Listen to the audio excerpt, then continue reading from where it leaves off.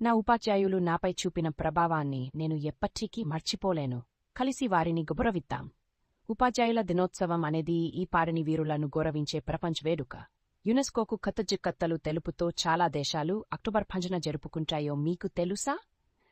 భారతదేశంలో వైద్యుడు సర్వపల్లి రాధాకృష్ణన్ జన్మదినాన్ని పురస్కరించుకుని సెప్టెంబర్ 5వ తేదీన ప్రతి చోటా ఉత్సాహం, బుడగలు, పువ్వులు మరియు చేతితో తయారు చేసిన కార్డులతో పాఠశాల సందడి చేయడాన్ని ఆహరించుకోండి.